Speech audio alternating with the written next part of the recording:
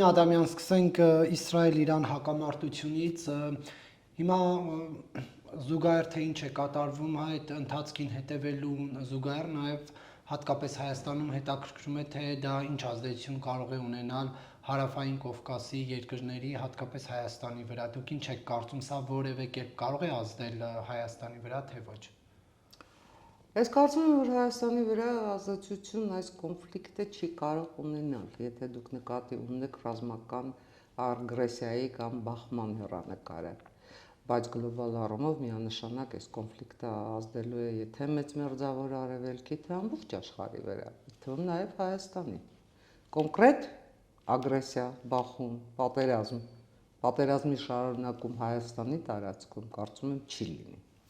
Ինչու եք կարծում այդպես, հատկապես որ Ադրբեջանը չի թաքցնում իր նկրտումները, այսպես կոչված ճակերտավոր Զանգեզուրի միջանցքի հետ կապված։ Տեսեք, ինչքան ժամանակ է Հայաստանի Հանրապետությունը անկախ պետություն։ Այդ ամբողջ ընթացքում ոչ պատերազմ, ոչ խաղաղություն իրավիճակի մեջ ենք ապրում։ Բայց հիմա հաստատվել է նոր ստատուս քվո, ոչ այն պատմական, նվիրական, այսպես ասած, ճակերտներով ստատուս քվո, որը Հայաստանի Հանրապետության դեմ էր, այլ հիմա տարածաշրջանում հաստատվել է նոր ստատուս քվո, որտեղ թե տարածաշրջանում եղած պետությունների, նույն Ադրբեջանի, թե աշխարհաքաղաքական կտրվածքով որևէ մեկի շահերից չի բխում այստեղ պատերազմ հրահրել է։ Ադրբեջանը ինչին է պետք պատերազմը, որ նոր պատժամիջոցների տակ հայտնվի։ Կամ ինչ հարց է նախկինում հայտնվել, որ հիմա պատժամիջոցների տակ հայտնվի, ինչ հարց է լուծելու։ Վերցնելու է միջանցքը, որ հետո նոյեմբերի 9-րդ կետը տա Ռուսաստանին, կամ որքանով Թուրքիայի շահերից կարող է բխել, որ այս հարցում, այս անգամ, կոնկրետ այս հարցում Ադրբեջանին աջակցի։ Կարծում եմ, որ Թուրքիայի աջակցությունը այս հարցում չի լինելու։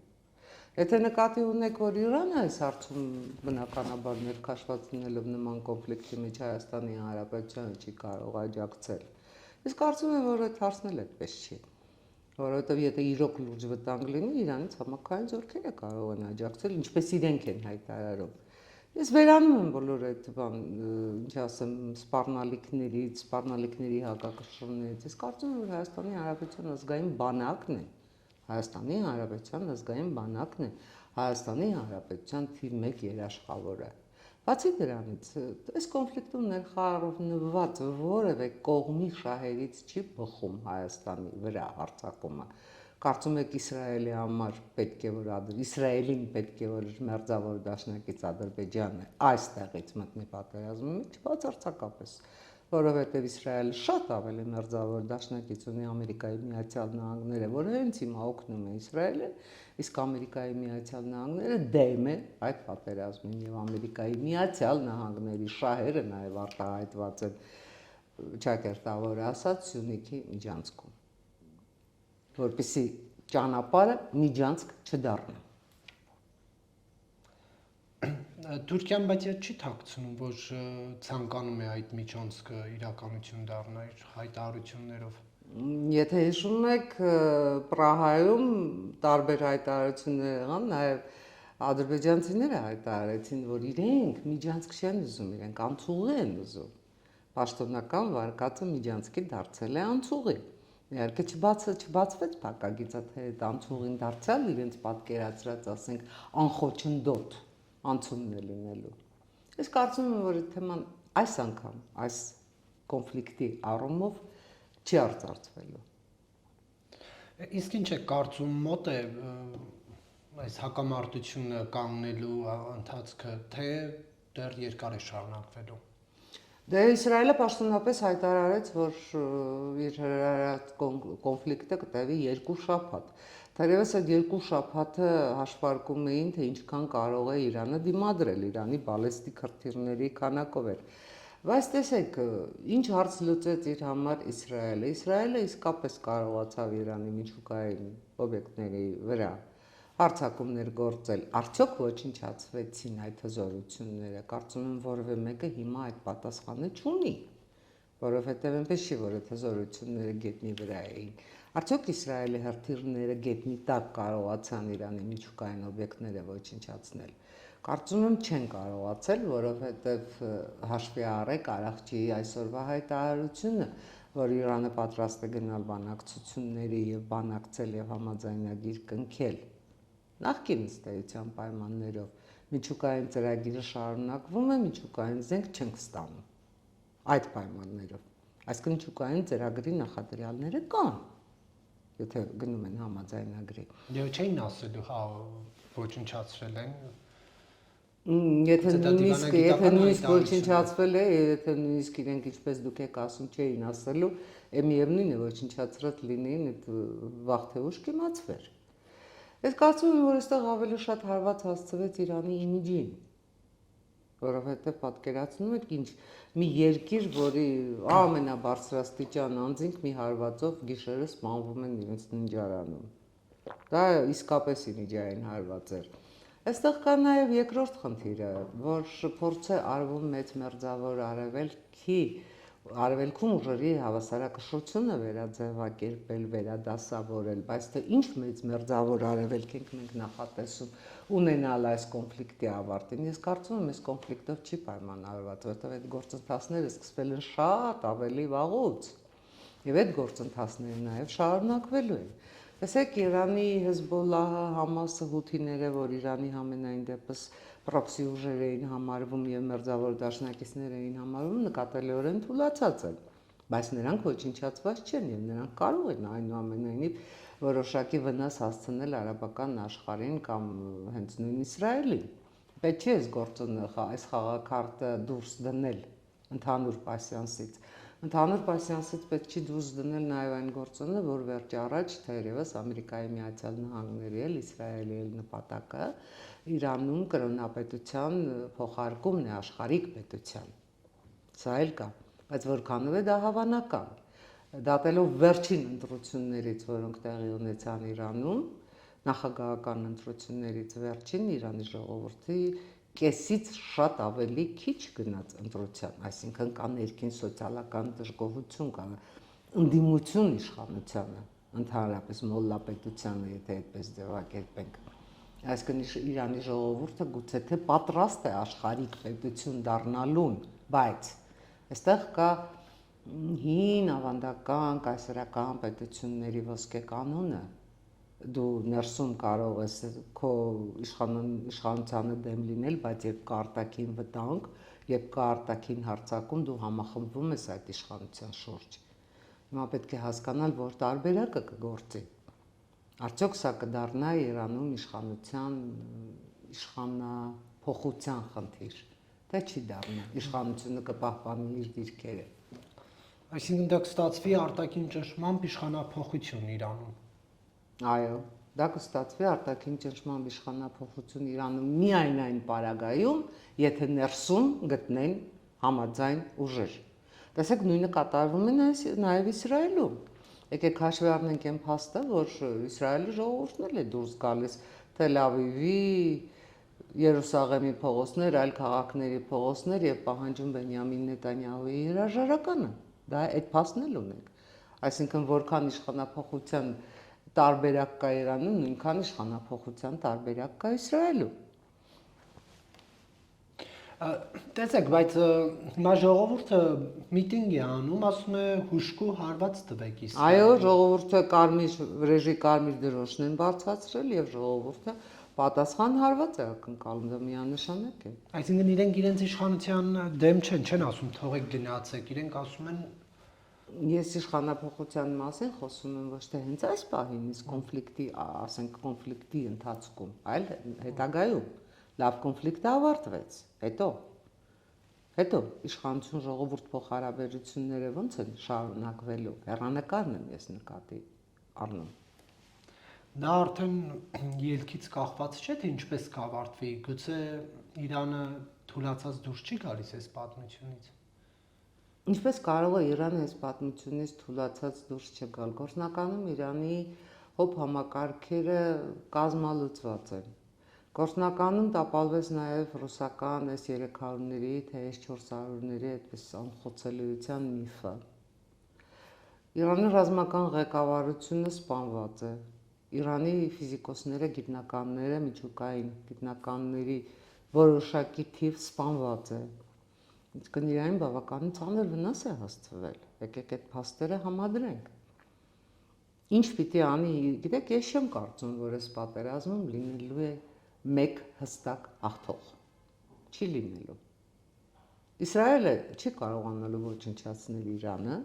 Իրանը բնականաբար չի կարողանալու ոչնչացնել Իսրայելը։ Այսինքն այս կոնֆլիկտը ծառայելու է միայն մեկ նպատակի՝ գնալ խաղաղ բանակցությունների։ Եվ ավարտը ռազմի դաշտում, օդում կամ, չգիտեմ, արդեն գետնի տակ չի լինելու։ Առավելևս երկու պետություններ, որ միմյանց հետ պատերազմում են, ընդհանուր սահմաններ չունեն։ Սա մի տեսակ ապրիորի պատերազմ է։ Իրար հետ կռվում են պետություններ, որոնք ընդհանուր սահման չունեն։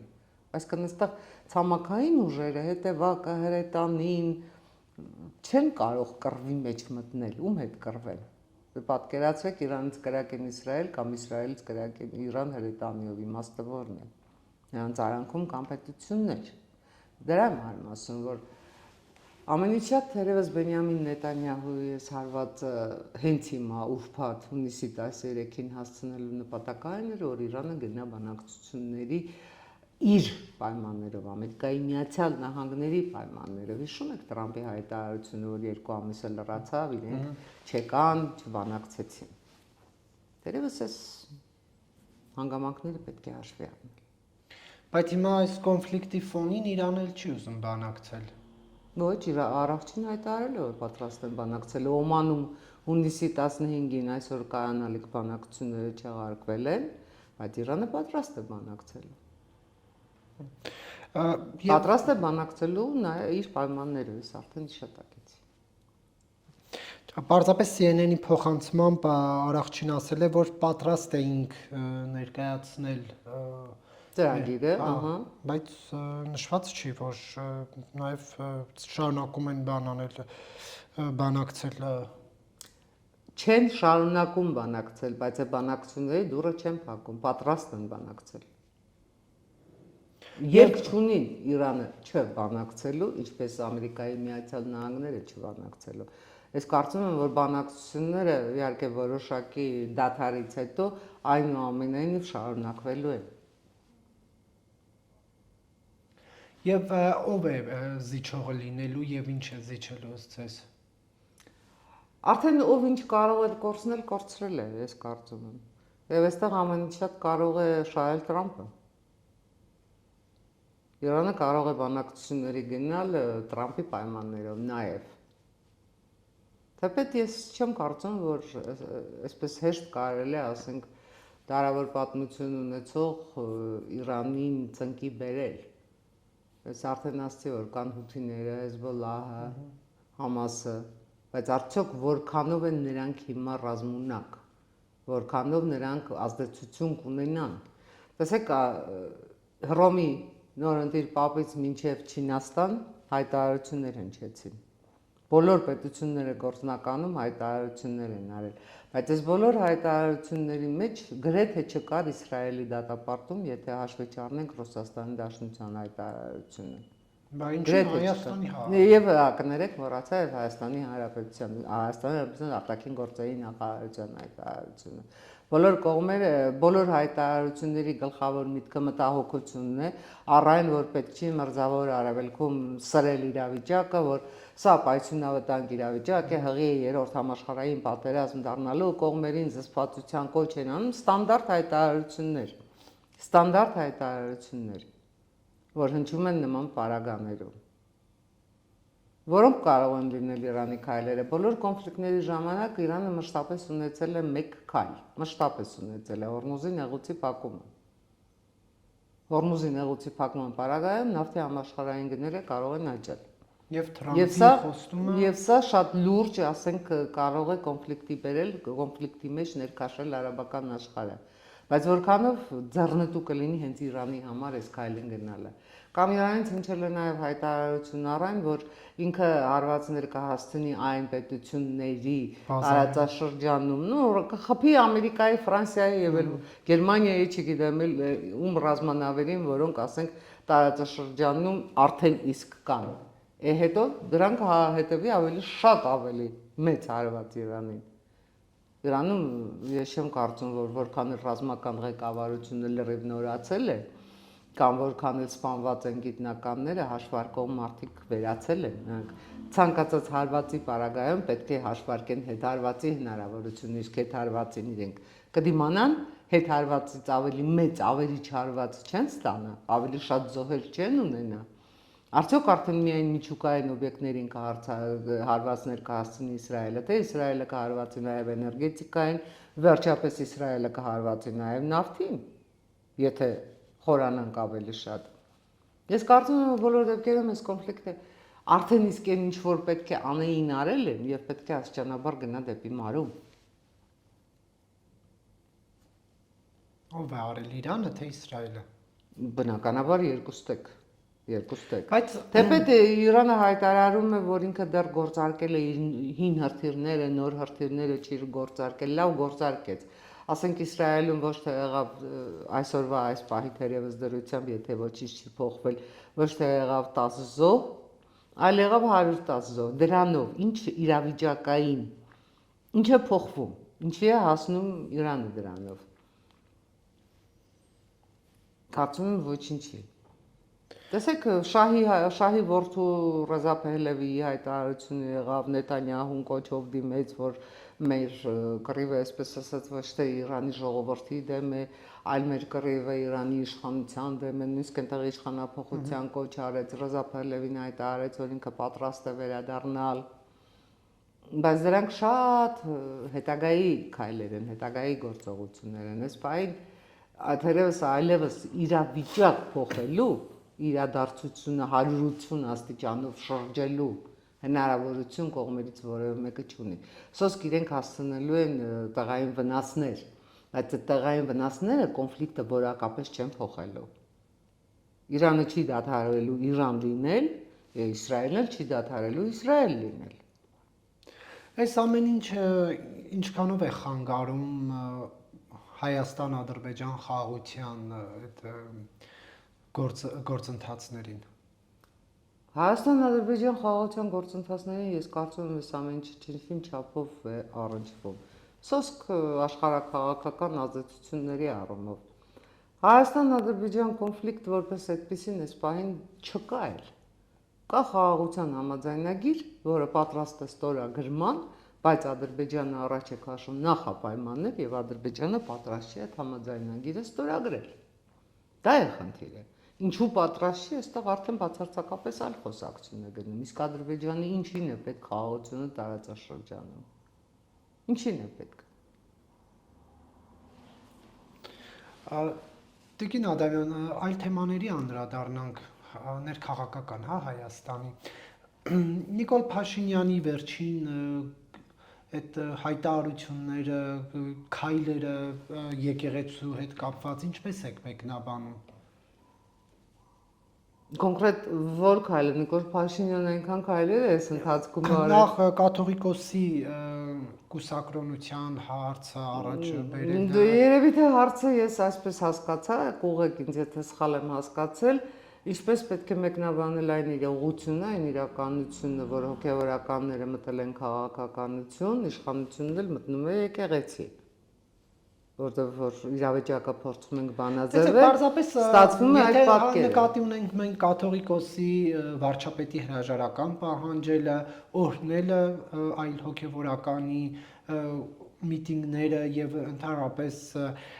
քոչարյանական այդ թևին համահունչ հայտարարությունները Մայրատորից, ապա դրանք կան 44 օրյա պատերազմից հետո, բայց Նիկոլ Փաշինյանի մոտ եկեղեցին բարեփոխել էս վերջի 10-15 օրն է սկսել, էս վերջի 2 օրն էլ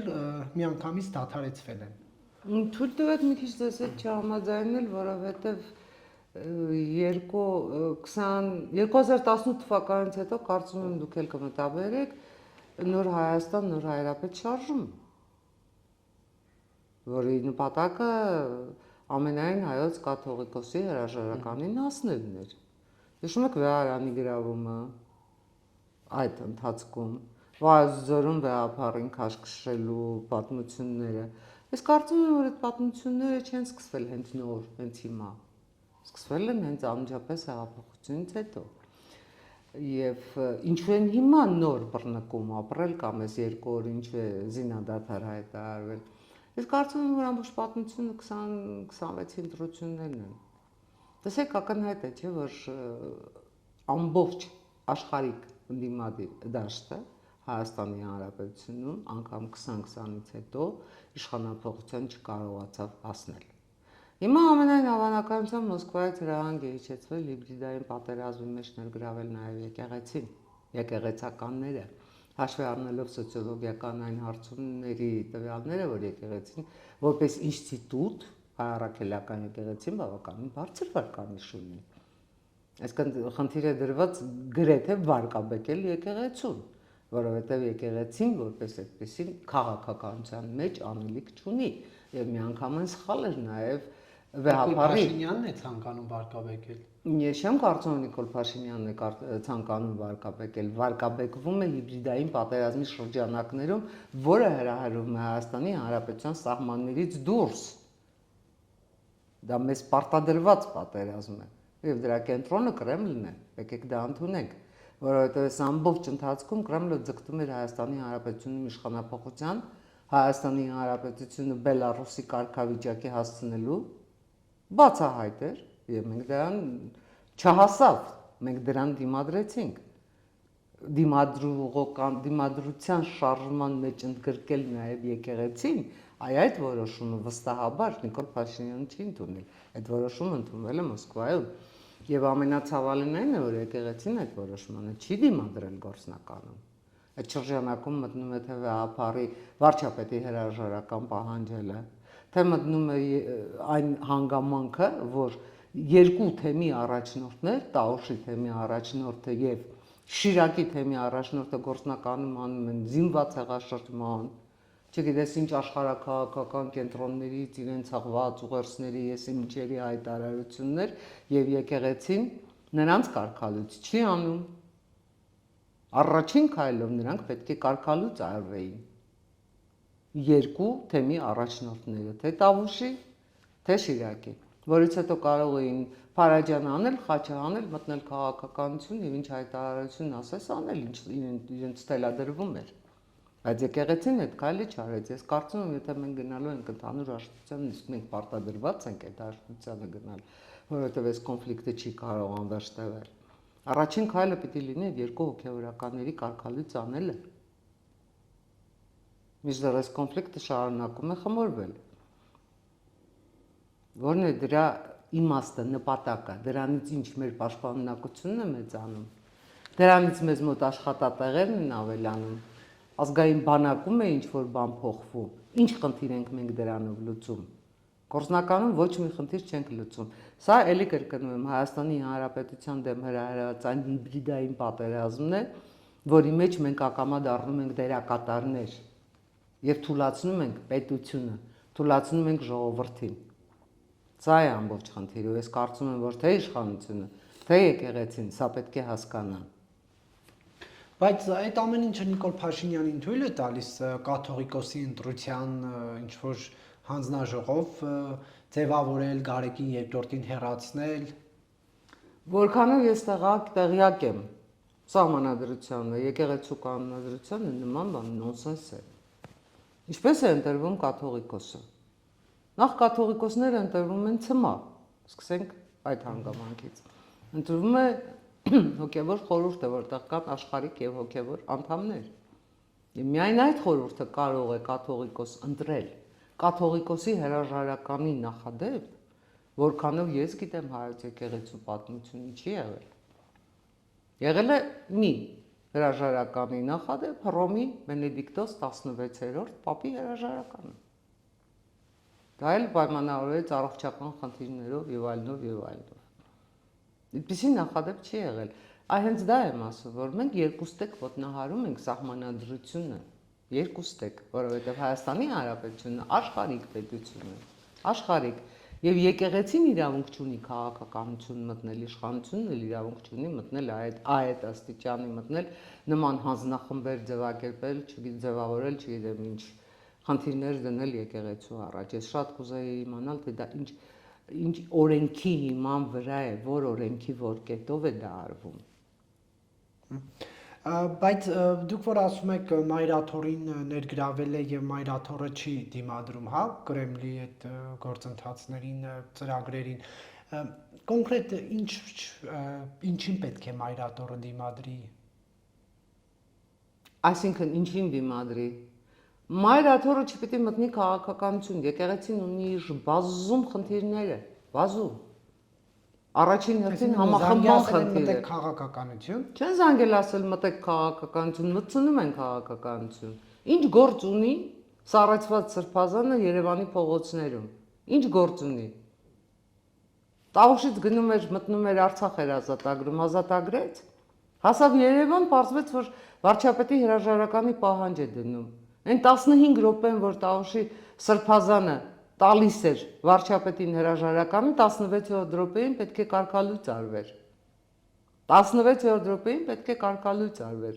որից հետո կամ կշարունակեր կամ չշարունակի իր գործունեությունը։ Այդտեղ եկեղեցին, ամբողջ եկեղեցին, որը կարգալույց չարեց Տավուշի թեմի առաջնորդին, Բագրատ arczepiskopos Գալստանյանին, մտավ քաղաքականություն դե ֆակտո։ Ինչու, ունենք այդ հարցի պատասխանը։ Կամ ինչու նրան հաջորդեց Շիրակի թեմի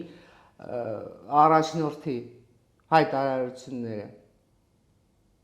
Աջապահյանը զինված ապստամբության հեղաշրջման կոչ էր անում, գեներալ էր որոնում, որ գա այստեղ հեղաշրջում անի։ Ես շատ ուզում եմ իմանալ, իսկ որտեղ է մեր ԱԱԾ-ն։ Դուք առաջարկում եք կամ կարծում եք, որ պետք է հոգևորականին կալանավորել։ Այո, հոգևորականին պետք է կալանավորել իր հայտարարությունների հիման վրա, որտեղ դա ռազմական հեղաշրջման կոչ է։ Եվ կապ չունի, դա անում է հա հոգևորական, թե անում է աշխարհի կանց։ Եթե դու գործ ունես ազգային անվտանգության հետ, ազգային անվտանգության ծառայությունը պետք է իր տեղում լինի։ Իսկ եթե նրան հետևեին, իսկ եթե այդ հեղաշրջման փորձը լիներ, իսկ եթե նա անում է մի կոչ, որը լավ էլ նախապատրաստված է, չունեք նման, ինչ ասեմ, հարցեր։ Ում կողմից է նախապատրաստված։ Ում կողմից, ով որ ցանկանում է Հայաստանում հասնել հեղաշրջման ու իշխանափոխության։ Պարզապես ուղղակի եթե դուք ակնարկում եք Ռուսաստանին, Նիկոլ Ես չեմ ակնարկում Ռուսաստանին, ես ուղիղ տեքստով եմ ասում Ռուսաստանին։ Ուղղակի Որովհետև Ռուսաստանի խնդիրը այստեղ իշխանափոխության հասնելն է։ չունեն այդ մարտիկ որևէ խնդիր։ Նիկոլ Փաշինյանն ու Վլադիմիր Պուտինը չունեն իրար հետ որևէ մի հարց ըստ էության, որի Այստեղ անձերի խնդիր չի, այստեղ համակարգերի անձերն խնդիր են է։ երկիրը կառավարում։ Նա ասում է հերուրանքը Նիկոլ Փաշինյանը Մատվիենկոին անձամբ ասել է, որ գնա Վլադիմիր Պուտինին փոխանցի, որ հերուրանք են տեղեկությունները, թե իբր խնդիրներ կան Հայաստանի եւ Ռուսաստանի ղեկավարների միջև, թե իբր Վլադիմիր Պուտինը Նիկոլ Փաշինյանի բարեկամը չէ, հա։ Մատվիենկոն հայտարարեց եւ պաշտոնական Երևանն էլ չհերքեց այդ տեղեկությունը։ Շատ լավ։ Ես ձեր հարցին հարցով պատասխանեմ։ Դրանից հայ-ռուսական հարաբերություններում որևէ փոփոխություն եղավ։ Դրանից Ռուսաստանը դադարեց Ադրբեջանի ռազմավարական գործընկեր լինելը եւ տարածաշրջանում Ադրբեջանի շահեր պաշտպանելը։ Որ Նիկոլ Փաշինյանը, այսինքն ասում է, ես կանեմ ըստ էության, որ հավատարիմ եմ ձեզ, դա այդպես չի ստացվում, որ ես ձեզ հավատարիմ եմ, ինչ պետք է ես կանեմ։ Ես չեմ ցանկանում մեկնաբանել Նիկոլ Փաշինյանի հավատարմության ձեր բանաձևադերթումները որևէ մեկին։ Ես ուզում եմ հասկանալ Հայաստանի Հանրապետությունը ինքնիշխան պետություն է թե ոչ։ Եթե Հայաստանի Հանրապետությունը ինքնիշխան պետություն է, ելնենք անմեղության կանխավարկածից, իսկ Ռուսաստանի Դաշնությունը պարբերաբար փորձում է Հայաստանի Հանրապետության ինքնիշխանությունը հենց նույն Մեղրի Միջանցք ստանալու Հայաստանի Հանրապետությունում իր գերակայությունը հաստատելու քայլեր անել։ Հիմա ո՞րն է այստեղ լինելու Հայաստանի Հանրապետության վարչապետի քայլը պաշտպանվելու է, թե հանձնելու է Հայաստանի Հանրապետության ինքնիշխանությունը։ Սա է խնդիրը։ Ես կարծում եմ, որ չի հանձնելու։ Պարզապես չի կարող հանձնել, որովհետև հանձնելով հանձնվելու է նաև ինքը։ Սա է ամբողջ խնդիրը։ Դուք հիմա այնպեսի հարցեր եք տալիս, կարծես Հայաստանի Հանրապետությունում չկա Ռոբերտ Քոչարյան։ Տարբեր հայտարարություններ չեն հնչում թե Ռոբերտ Քոչարյանի, թե Սերժ Սարգսյանի կողմից։ Թե այս ամբողջ պատմություններից վերանում ենք, փաստ ենք ընդունում միայն են, որ Հայաստանի Հանրապետությունն եկավ Մատվիենկոն ու Մատվիենկոին ինչ ասեց Նիկոլ Փաշինյանն, Նարեկ ջան, ես չեմ կարծում, որ աշխարհը մենակ այդ հանդիպումով է սկսվել ու ավարտվել եւ աշխարհակաղակական իրադարձություններն են, ներքաղաքական իրադարձություններն են, մեր բոլորի կյանքն էլ շատ ավելի բազմազան է եւ շատ ավելի հակասական է եւ ավելի շատ հաստատում է իմ ասածը, քան ձեր պնդումը։ Ես զուտ հարց եմ տալիս, որևէ բան չեմ պնդում, բայց տեսեք, ինչու պետք է Ռուսաստանը ձգտի հիբրիդային պատերազմ անել Հայաստանում, ես չեմ բացառում, որ նա նման ցանկություն ունի, ոչ էլ ժխտում եմ, բայց հաշվի առնելով, որ չի դիմանում Հայաստանի իշխանությունը իրեն։ Դուք կարծում եք, որ Հայաստանի Հանրապետության իշխանությունը միանշանակ ընդունում է Ռուսաստանի բոլոր պահանջները, այո։ Այդ պարագայում Լավրովը եկավ այստեղ եւ հայտարարեց, որ Հայաստանի Հանրապետությունը Ֆրանսիայից զենք չպիտի գնի, որտեղ Ֆրանսիան ճշնամի պետություն է։ Հիմա ինչ Հայաստանի Հանրապետությունը Ֆրանսիայից գնված զենքերը հանձնեց, ասես չէ, լավ զենք չեմ գնում, որ այդպես եք ասում։ Չհանձնես, չէ։ Հայաստանի Հանրապետության դեմ անդադ դնում են եվրադիտորդներին Հայաստանի Հանրապետությունից վտարելու պահանջ, եվրադիտորդները այստեղ են, չէ։ Շարունակեմ այդ շարքը։ Բազան չենք անում, Նիկոլ Փաշինյանը Չեխիայում հայտարարեց, ԵՄ-ին էլ հայտ կներկայացնենք եւ պատրաստ լինենք։ Այո, այսինքն երկու առանցքային հարց, որը Ռուսաստանի սրտով չէ, Նիկոլ Փաշինյանը ձեռք չի տալիս։ Ես կարծում եմ, որ Ռուսաստանի սրտով չեն բազում քաղաքական քայլեր, որոնք արել է Հայաստանի Հանրապետությունը։ Համենայն դեպս հաստատ Ռուսաստանի սրտով չէր Հռոմի ստատուտին միանալը։ Հաստատ չաշխատեց։ Ինչու չաշխատեց։ Չաշխատեց, կարող է աշխատել, ես չեմ կարծում, որ չաշխատեց։ Հաստատ Ռուսաստանի սրտով չի, որ ռուսները դուրս եկան Զվարթնոցից։ Այ ես ձեզ հետ լիովին կհամաձայնեմ եւ ձեր ասածից ավելին կասեմ, առայն որ Նիկոլ Փաշինյանը եւ ԿՓ-ն ընդհանրապես որպես իշխանություն չափազանց հապաղում են, չափազանց ուշացնում են իրենց քայլերը, որ քայլերը ռուսական մոնոպոլիաները Հայաստանի Հանրապետության տարածքում նվազեցնելու քայլերը։ Այդ տեսեք դուք ասում եք Գյումրիի ռազմաբազան, շատ ճիշտ հարց եք բարձրացնում, բայց Գյումրիի ռազմաբազան հանելը միայն շղթայի մեկ օղակն է։ Իսկ շղթայի ամբողջական օղակը պետք է լինի հայ-ռուսական իրավապայմանագրային բազայի վերանայումը։ Մենք բազում համաձայնագրեր ունենք Ռուսաստանի հետ, հարցը չի վերաբերում միայն Գյումրիի ռազմաբազային, սկսած Լևոն Տեր-Պետրոսյանի կնքած առաջին համաձայնագրից։ Տեսեք, մենք ունենք աշխարհակաղակական փոփոխված իրավիճակ, ամենայն դեպս այդ համաձայնագրերից անցել է 30 եւ ավելի տարի, եւ մենք ունենք նոր իրավիճակ, որտեղ աշխարհակաղակական իրավիճակը այդ համաձայնագրերին չեն համապատասխանում։ Արդյոք պետք է դա վերանայել, իհարկե պետք է, եւ այդ շղթայում այո պետք է վերանայել Գյումրու ռազմաբազայի Հայաստանի Հանրապետության տարածքում տեղակայման իմաստը, պարզ ասած։ Ումից է մեզ պաշտպանում։ Արդյոք ինքը ավելի մեծ վտանգ չի։ Կարկուտ է եկել, ռազմաբազան այսօր հայտարարեց, որ կաջակցի, Կարկուտի հետևանքները։ Հա, կգնա Կարկուտը կհավաքի, շատ կարևոր գործընթաց է, բան չունեմ ասելու, թող մնա 1000 տարի, բան չունեմ ասելու։ Բայց տեսեք, շատ ավելի լուրջ խնդիրներ կան։ Արդյոք այդ ռազմաբազան շատ ավելի մեծ վտանգ չի Հայաստանի Հանրապետության համար, քան թե իբր թե Հայաստանի Հանրապետության անվտանգությունն է պաշտպանում։ Ես կարծում եմ, որ ավելի մեծ վտանգ է։ Եվ Նիկոլ Փաշինյանի իշխանությունը այո չի անում քայլեր, որոնք Հայաստանի Հանրապետությունը շատ ավելի անվտանգ կարող էին դարձնել, շատ ավելի պաշտպանված կարող էին դարձնել, քան մենք հիմա այս պահին այս երերուն իրավիճակում հաշվի առնելով նաև Իսրայել-Իրան կոնֆլիկտը, քան մենք գտնվում ենք։ Տեսեք, ինձ համար, կոնկրետ ինձ համար, անձամբ ինձ համար Իրան-Իսրայել կոնֆլիկտը մեկ դասուն էր։ Արդյոք մենք ճիշտ ենք ընտրում մեր դաշնակիցներին։ Դե ֆակտո Իրանը հայտնվեց մի կարգավիճակում, երբ ինքը որևէ դաշնակից չունի աշխարհում։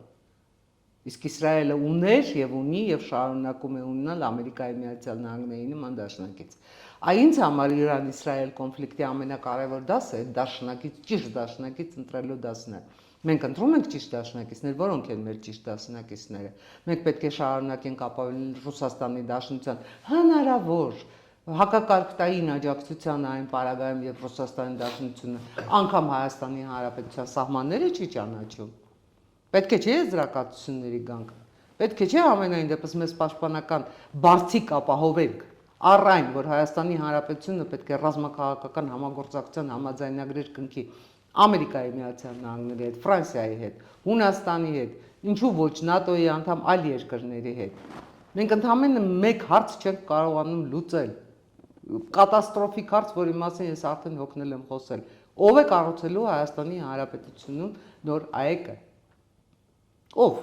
Ռուսաստանի Դաշնությունը շարունակում է հավակնում է արկոպիրկին ինչ որ գնում է մեծամոր, եսի մի ինչ հայտարարություններ է անում,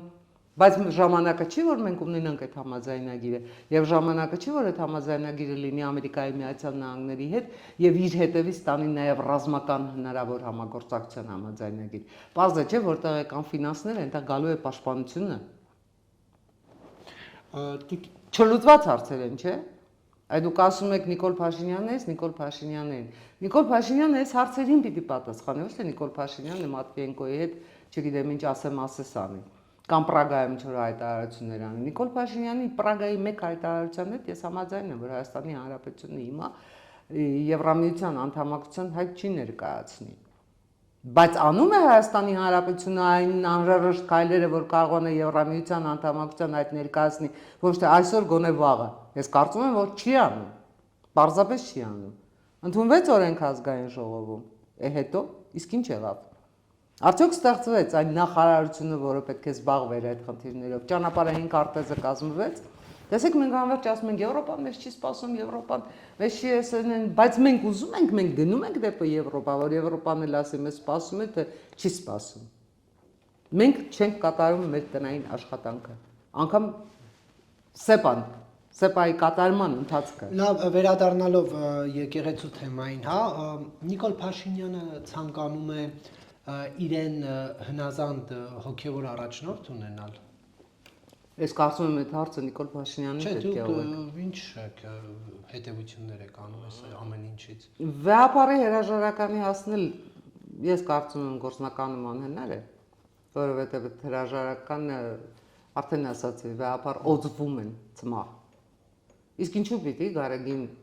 երկրորդը հրաժարական տա, ինչ պայմաններից ելնելով, ինչ պատճառներով։ Խախտել է կուսակրոնության ուխտը, ասում է Նիկոլ Փաշինյանը։ Ես չեմ ուզում մտնել այդ մանրամասների մեջ, խախտել է, չի խախտել, գիտեք ինձ համար։ Գիտեք, բաններ քաղաքական հովանավորչությամբ նա դարձավ կաթողիկոս Վազգեն Սարգսյանի բացարձակապես ձեր ասածը ճիշտ չի։ Սա իմ տեղեկությունն է։ Գիտեք, քաղաքական միջամտություն եղել է ավելի շատ Գարեգին այ ընտրության ժամանակ, որովհետև այն ժամանակ Հայաստանի Հանրապետության նախագահ Լևոն Տեր-Պետրոսյանը որոշել էր, որ պետք է կաթողիկոսական երկու տները, Անտիլիասի կաթողիկոսությունը եւ Մայրաթոր Սուրբ Էջմիածինը միավորվեն։ Եվ այդպես թեկնածու հայտնվեց Հայաստանի Հանրապետությունում, թեկնածու հայտնվեց Անտիլիասի կաթողիկոսը։ Այդ դա քաղաքական միջամտություն էր։ Հայտնվեց, ընտրվեց բնական, ինչ ասեմ, ծանր հիվանդությամբ վախճանվեց, շատ ծանր հիվանդությամբ, չկարողացավ նույնիսկ նորմալ պաշտոնավարել ֆիզիկական պատճառներով։ Այ որից հետո ստեղծվեց այնպիսի իրավիճակ, որ էլի թեկնածու էին Գարեգին arczepiskopos Ներսիսյանը եւ Ներսես arczepiskopos Պոզապալյանը։ Նարեկ ջան, ես այդ ժամանակ շատ լավ գործող լրագրող էի, այդ կաթողիկոսական ընտրությունների, նախընտրությունների այդ ամբողջ Քարոզ Արշավը ամբողջ կուլիսներում անընդհատ եղել եմ համարյա թե Էջմիածնից Երևան չէի գալիս, բազում հարցազրույցներ եմ արել այդ թվում նաև կաթողիկոսի թեկնածուների հետ։ Եվ այդ անցուդարձին շատ լավ տեղյակ եմ, քաղաքական միջամտություն այս պարագայում չի եղել։ Քաղաքական միջամտության, այո, ավելի շատ ներեկեղեցական միջամտության միտում կար, որովհետև մրցակիցը Ներսես arczepiskopos Պոզապալյանը չափից դուրս հոգևոր մարդ էր, բանաստեղծ, առաջացած տարիքով եւ գործնականում պատրաստ չէր կաթողիկոսության, դե ֆակտո պատրաստ չէր, դե յուրե բոլոր չափանիշներով համապատասխանում էր, այլ նրան կաթողիկոս կարգելու նպատակ կար, որովհետեւ եթե նա պաշտոնավար էր, նրա թիկունքում հայ առաքելական եկեղեցին սկսելու էր կառավարվել արտասահմանյան թեմերից։ Ես ձեզ ասում եմ, որ մարդ, որ այդ ամբողջ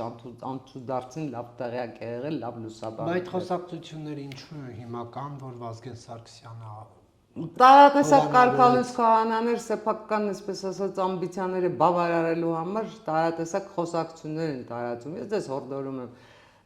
հավատ ձեզ, ոչ միայն ձեզ իբրև լրագրող, այլև մեր բոլոր ունկնդիրներին հորդորում եմ այդ պատմությունների վրա ընդհանրապես խաչ քաշել։ Գիտեք, երբ մարդը ինքը չի կայանում որևէ ասպարեզում, փորձում է կայանալ ուրիշի հաշվին։ Վազգեն Սարգսյանի հաշվին կայացել ցանկացողները հազարավորներ են, մեկին ավել, մեկին պակաս, ոչինչ չի փոխվում։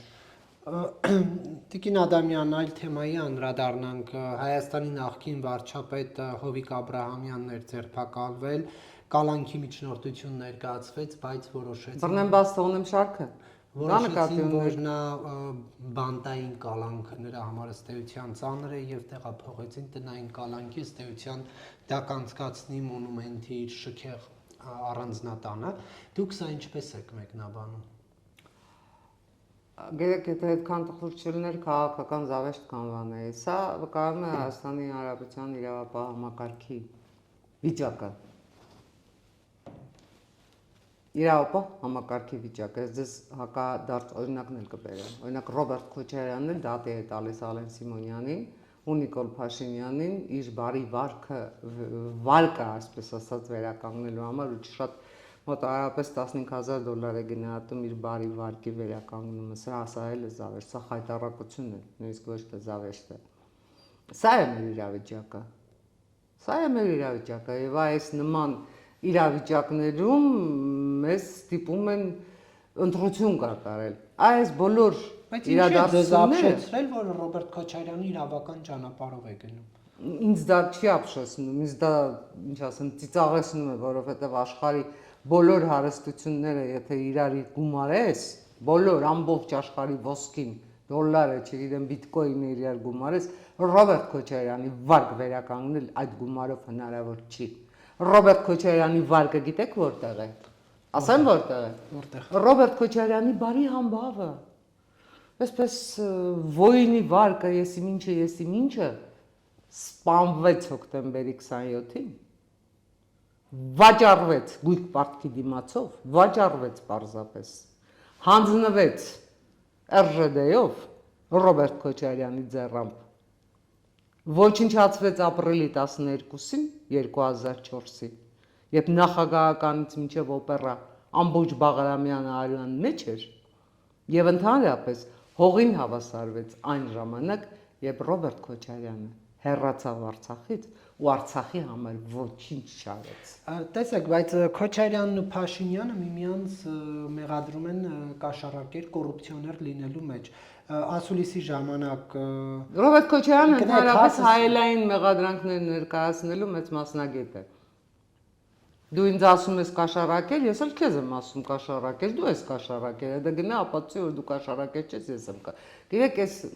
ինչ ասեմ, նույնիսկ մանկամտություն չի, տկարամտություն է։ Տկարամտություն է, որովհետև Հայաստանի Հանրապետությունում որ ճամբարում էլ լինեն, Կրեմլի վկաների ճամբարում էլ լինեն, թե նորմալ մտածող մարդիկ լինեն, որևէ մեկի համար գաղտնիք չի,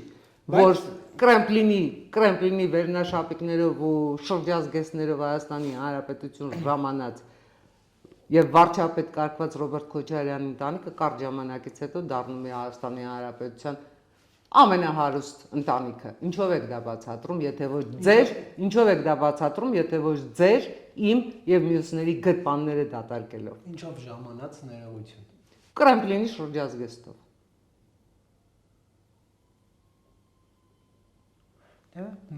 Աշխատասիրությունը կարող է ձգտել են, աշխատել են։ Նարեկ դուք աշխատասեր չեք։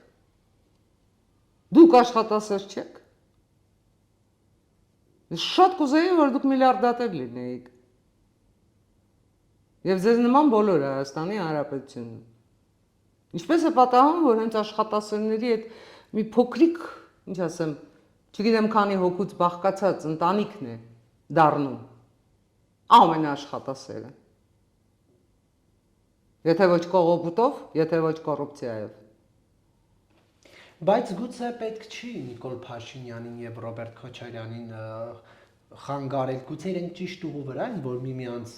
կաշառակերության մեջ են մեղադրում։ Ես չեմ էլ պատրաստվում խանգարել որևէ մեկին։ Ես կարծում եմ, որ պետք է հասարակությանը անվերջ զբաղեցնել այդ հին հեքիաթներով։ Կրկնեմ հարցս, ինչ հարց ենք մենք լուծում նման շոուներով, նման զվարճանքներով, ինչ հարց ենք լուծում։ Արդյոք դրանից ավելանում են Հայաստանի Հանրապետությունում աշխատատեղերը։ Որևէ գործարան կառուցվում է այդ վեճերից հետո ընթացքում հիման վրա, որևէ նոր աշխատատեղ ստեղծվում է, նոր զենք դա դառնում է մեր բանակի համար, մեր սահմանները դրանից ավելի պաշտպանված են դառնում, մթնոլորտը երկրում փոխվում է, դրանից թշնամանքը պակասում է, թե ավելանում է։ Այս ամեն ինչը ակումուլացվում է 2026-ով։ Ես կարծում եմ, որ Հայաստանի Հանրապետության միջին վիճակագրական հայի ընտրողի ուսերին չափազանց մեծ բեռ է դրվում, բայց այդ բեռը, եթե փորձենք բանաձևել մեկ նախադասությամբ, ընդհանրապես դառնալու է այն, որ արդյոք դու միջին վիճակագրական հայ ուզում ես գնալ 20-րդ դար, թե ուզում ես շարունակել քո ընթացքը 21-րդ դարում։ Այդ 20-րդ դարում ձեր ասած այդ բոլոր պատմություններն են դեպի 20-րդ դար գնացողը։ Բայց վատ է, որ հիմա իրավական ճանապարհով են հարցերը լուծում։ Օրինակ Քոչարյանը Փաշինյանից 6 միլիոն դրամ է պահանջում զրպարտության համար, իսկ Ալեն Սիմոնյանից 6 միլիոն դրամ կրկին զրպարտության համար եւ եւս 3 միլիոն վիրավորանքի համար, այսինքն ընդհանուր 15 միլիոն դրամի վիրավորել եւ զրպարտել են Նիկոլ Փաշինյանն ու Ալեն Սիմոնյանը Ռոբերտ Քոչարյանին։ Հիմա այդ մարդը իր իրավունքները չպաշտպանի։ Ցավում եմ, որ այս բային կամերան ձեզ ուղղված չի եւ ձեր ժպիտը չի երևում։ Ես չեմ պատրաստվում ձեր հարցը։ Ես շատ ուրախ եմ ձեզ համար, հրաշալի է, որ դուք ժպտադեմ եք, բայց ես չեմ պատրաստվում այդ հարցին շատ լուրջ պատասխան տալ, որովհետեւ դա ցինիկ հարց է, պարզապես ցինիկ հարց, ներեք ինձ։ Խոսքը ոչ թե ձեզ էր վերաբերվում, այլ խոսքը հարցը ձևակերպողներին էր վերաբերվում։ Եկեք որևէ մեկը միամիտ չի, որևէ մեկը Հայաստանի Հանրապետությունում այլևս միամիտ չի եւ դատական նման պատմություններով որևէ մեկին ոչինչ չես ապացուցի։ Վերջ տանք էլի այս պատմություններին։ Մենք ստեղծում ենք, ինչ ասեմ, դատապաշտպանների մի արտոնյալ խումբ, որը պատրաստ է ապացուցել նույնիսկ, որ ասենք լուսնի վրա Ռոբերտ Քոչարյանը այլևս որևէ առանձնատուն չունի։ Մենք ստեղծում ենք դատապաշտպանների մի կաստա, որը պատրաստ է ամեն ինչ փողի համար ապացուցել, հիմնավորել։ Դա բխում է ձեր շահերից, դա բխում է իմ շահերից, դա բխում է այ հենց հիմա այս փողոցով անցնող մարդու շահերից։ Խնդիրը դա է։ Եթե մենք ունենք ազգային անվտանգության նման խնդիրներ, եթե մենք ունենք ինքնիշխանություն, որը պետք է բարձրացնել, ոչ թե գուբերնիայի կարգավիճակի իջեցնել, եթե պետությունը նման խնդիրների առաջ է կանգնած, լսեք, գրողը տանի Ռոբերտ Քոչարյանի վարկն էլ, վարկի գումարներն էլ, չգիտեմ էլ ինչն էլ, ու դատական ամբողջ գործընթացն էլ։ Հերիք է այս պետությունը կրկեսի վերածել, հերիք է։ Ում է դա պետք։ Ում է դա պետք։ Հերթական անգամ թերթերում, հերթական անգամ սոցիալական ցանցերում Ռոբերտ Քոչարյանի անվան արծարծումը ինչ է տալու այս պետությանը։ Ինչ է տալու միջին վիճակագրական հային։ Ես ուզում եմ այդ հարցի պատասխան ունենալ։ Ես չեմ ուզում առավոտը արթնանալ Ռոբերտ Քոչարյանի անունը կարդալ, երեկոյան Ռոբերտ Քոչարյանի անունը կարդալ, կեսօրին էլ Սերժ Սարգսյանի արձագանքը կարդալ Ռոբերտ Քոչարյանին։ Ինձ համար, այդ խումբը, այդ խմբակը, այլևս վաղուց փակված, ավարտված, ծալված պատմության դասագրքերում մնացած մարդիկ են, որոնք իրավունք չունեն իմ, ձեր, այսօրը որոշել, առավել ևս վաղը։ Իդեպ Սերժ Սարգսյանին կհաջողվի իշխանափոխություն անել, վարչապետի թեկնածու ունեն։ Եթե դատենք զուտ թվաբանական տվյալներով, կարծում եմ, որ ոչ։ Եթե մարդիկ զուտ թվաբանությունը այդ հնարավորությունը չի տալիս։ Մարդիկ եթե հավաքվեն եւ ճնշում գործադրեն իշխող ուժի վրա ընտրել Սերժ Սարգսյանի թեկնածուին, հնարավոր է այդ սցենարը։ Իսկ ուր են այդ մարդիկ, ինչու դեռ ազգային ժողովի դարպասները չեն ջարդում, ուր են։ Թող հավաքվեն, Բայց չեն հավաքվում, չէ։ Ու չեն էլ հավաքվելու, չէ։ Թող հավաքվեն, եթե հավաքվելու են, ուր են։ Դե կոչ չեն արել դեռ որ գամ։ Իսկ կարծում եք, որ վստահ լինեն գալու են կոչ չեն անի։ Եկեք պատճառահետևանքային կապը մի քիչ խախտենք։ Մի քիչ խախտենք։ Այսինքն վստահ են, որ աջակիցներ չունեն։ Դե ֆակտո այո։ Դուք չեք կարծում, որ այս նախկին ներկա խաղելի առաջ է եկել 26-ի ընտրություններին ընդառաջ, որովհետև հեշտ է ասել, որ Բանարեկ ջան, այս ամբողջ ընթացքում ինչ եմ ասում։ Ես դա եմ ասում։ այսինքն իշխանությունը եւ ընդդիմությունը անուղակի ինչ որ պայմանավորվածություն ունեն։ Ես կարծում եմ, որ Հայաստանի Հանրապետության համար 2026-ը լինելու է շատ կարևոր սահմանագիծ, շատ կարևոր, որովհետև արտաքին ուժերի թելադրանքով 2026-ը վերածվելու է պարզապես առճակատման։ Բոլոր այն ուժերը, որոնք հավաքվել են այդ ճամբարում, փորձելու են Հայաստանի Հանրապետությունում իշխանության հասնել ժողովրդավարական ընտրություններով։ Սա է մեխանիզմը, հաշվի առնելով, որ փողոցային պայքարը, այդ ձեր ասած կոչերը, մոչերը, չգիտեմ ինչը, քանի մարդ փողոց դուրս եկավ աշխարհի կողոք է, որ զրո արդյունքի հասավ, չէ։ Հայաստանի Հանրապետության միջին վիճակագրական հայը փողոց դուրս չեկավ ու նրանց կողքին չկանգնեց, որտեղ իրեն պետք էր խաղաղություն, իրեն պետք էր կայունություն։ Այդ բոլոր այդ ուժերը հավաքվելու են եւ այդ ուժերի խնդիրն է դառնալու ժողովրդավարական ընտրություններով հասնել իշխանության։ Մեր խնդիրը կոնկրետ հանրապետություն կուսակցության այս թվում գտնվող ուժերի խնդիրը լինելու է արգելակել դա եւ դա թույլ չտալ, որովհետեւ եթե Ռոբերտ Քոչարյանական պայմանական ասած այդ թևը Հայաստանի Հանրապետությունում հնարավորություն ունեցավ իշխանության գալու, կարճ ժամանակ հետո մենք պետականություն չենք ունենալու։ Շատ կարճ ժամանակից մենք թե մեղրին ենք կորցնելու, թե մնացած բոլոր հանգամանքները ու դառնալու ենք գուբերնիա։ Դե ֆակտո Ռոբերտ Քոչարյանը հիմա ուզում է գուբերնատոր դառնալ։ Դե ֆակտո։ Բայց ինքը դա ներկայացնում է որպես բացարձակապես այլ պիտակի ներքո, բացարձակապես այլ պիտակի ներքո։ Իսկ թե ինչքան մենք պիտի Ռոբերտ Քոչարյանի պիտակներին հավատանք, կամ Ռոբերտ Քոչարյանի խոստումներին, Ռոբերտ Քոչարյանի պատկերացումներին հավատանք, կարծում եմ հենց 2026-ն էլ ցույց կտա։ Տեսեք, 2021-ին պարտությունից հետո Ռոբերտ Քոչարյանը վիթխարի ֆինանսներ ծախսեց իշխանության գալու համար,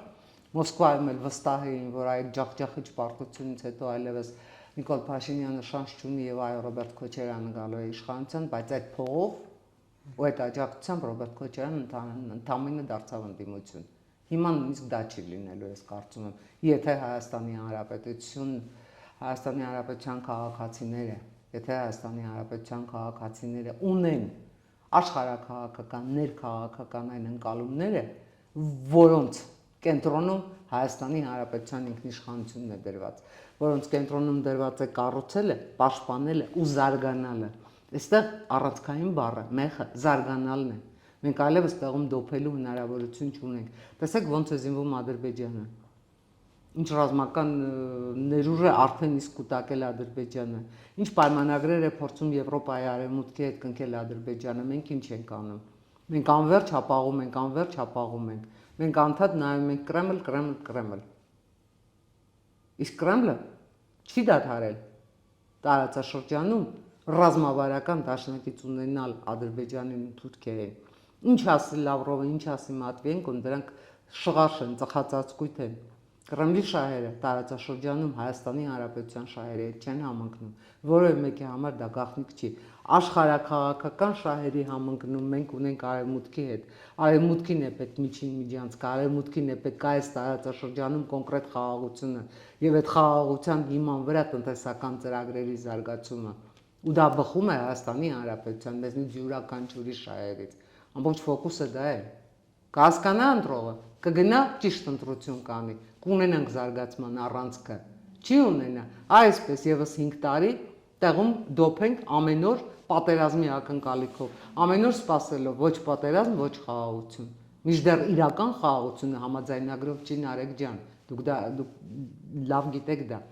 Իրական խաղաղության մենք համաձայնագրով չենք հասնելու տարածաշրջանում, ուժերի փոփոխությամբ ենք հասնելու։ Իսկ այդ ուժերի փոփոխությունը պետք է լինի նաև տնտեսական հեղափոխությունը։ Մեր տնտեսությունը պիտի զարգանա։